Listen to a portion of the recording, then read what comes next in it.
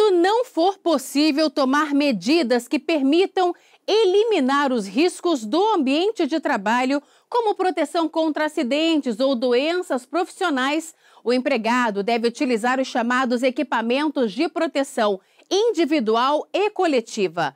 De acordo com uma norma regulamentadora do Ministério do Trabalho, as empresas devem fornecer esses equipamentos de forma gratuita e fiscalizar se os trabalhadores estão fazendo o uso correto dos itens.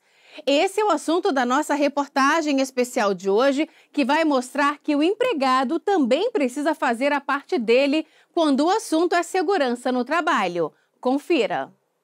Paulo trabalha há 30 anos no ramo da construção e já atuou em diversas empresas. Ele era marceneiro e hoje é montador de andaimes em uma obra em Brasília.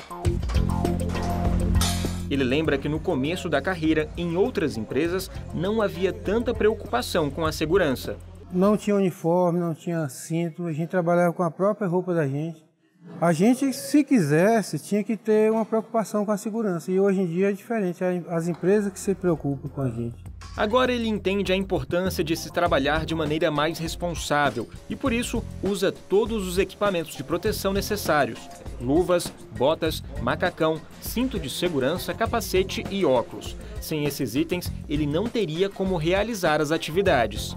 Como ia evitar um acidente se não fosse os EPC, os EPI, né?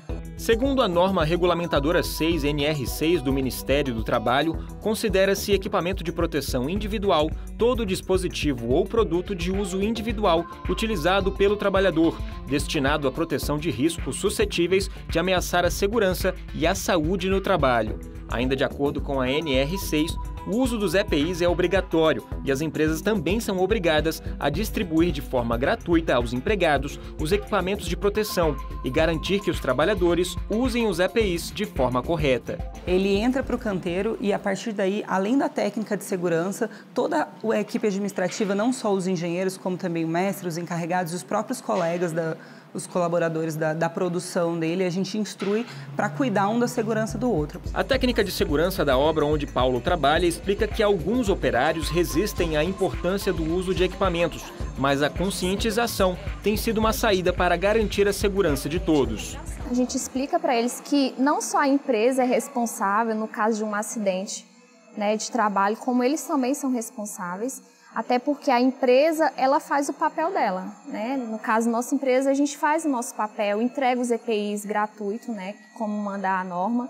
E a gente explica para eles a responsabilidade deles, que é utilizar o equipamento, né? Porque se a gente entrega e eles não utilizam, é a mesma coisa de nada. Mas a segurança no local de trabalho vai além dos EPIs.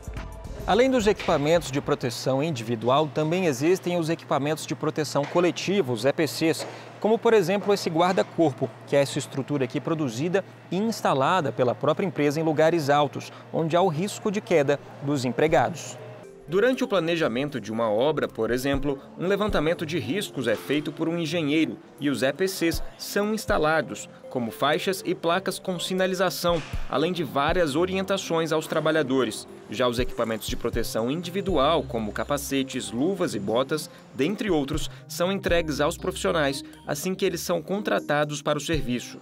Mas é preciso fiscalizar o uso, não apenas realizar a entrega do material. Esse auditor fiscal do trabalho explica que não usar a proteção adequada pode gerar punições para empregadores e profissionais. Muitas vezes o trabalhador está segurando o capacete com a mão, em um ambiente que deveria estar se utilizando, está na mão, ou um protetor auricular, ele está em volta do pescoço.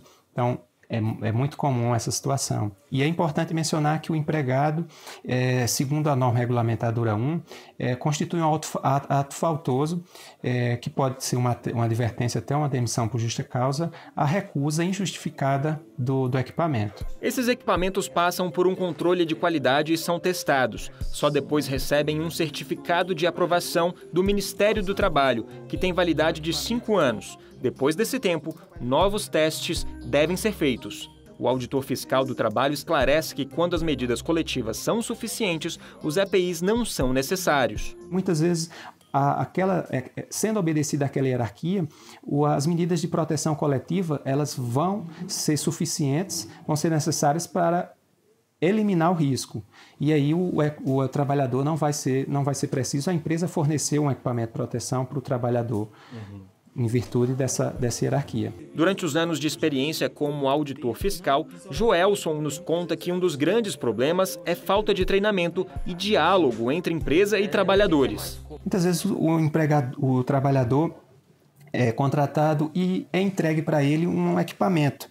E muitas vezes ele não sabe para que finalidade se destina e ele fica sem saber o que fazer com aquele equipamento. A Justiça Trabalhista tem analisado casos que envolvem a falta de EPIs. Em 2015, a terceira turma do Tribunal Superior do Trabalho julgou um processo em que um armador da construção civil foi solicitado pelo engenheiro da obra para realizar a proteção de uma grade de alumínio, tarefa que seria de um marceneiro. Durante o serviço, ele machucou o olho esquerdo e perdeu a visão deste lado, porque não estava com equipamento de proteção individual. O Tribunal Regional do Trabalho de Alagoas julgou que houve culpa concorrente por entender que a empresa foi imprudente por pedir tarefa que não era de competência do trabalhador e que o empregado foi negligente ao não usar o equipamento de proteção. Na terceira turma do TST, o relator ministro Alberto Bresciani negou o recurso da empresa e manteve a culpa concorrente. A decisão foi unânime. Além de julgar processos trabalhistas, o Tribunal Superior do Trabalho também se dedica à conscientização e prevenção de acidentes de trabalho por meio do programa Trabalho Seguro sobre a importância do uso de EPIs. Não é visando somente o interesse do empregador de evitar que venha a sofrer uma condenação, uma condenação por dano decorrente de um acidente. Mas a conscientização da prevenção eu coloco como o fator mais importante. E nós trabalhamos muito isso na Comissão de Trabalho Seguro do TST com todos os tribunais regionais, com os nossos parceiros interinstitucionais também. E nós trabalhamos muito nessa ótica da importância da prevenção. A ministra explica ainda que a consequência de um mau uso dos equipamentos é prejudicial para os dois lados. Porque o acidente, o acidente do trabalho, ele é muito prejudicial para o empregado, né, que sofre as consequências do acidente, e também para a empresa, que pode arcar com ônus financeiros, né, de tratamento de saúde e mesmo de indenizações quando ocorre o acidente.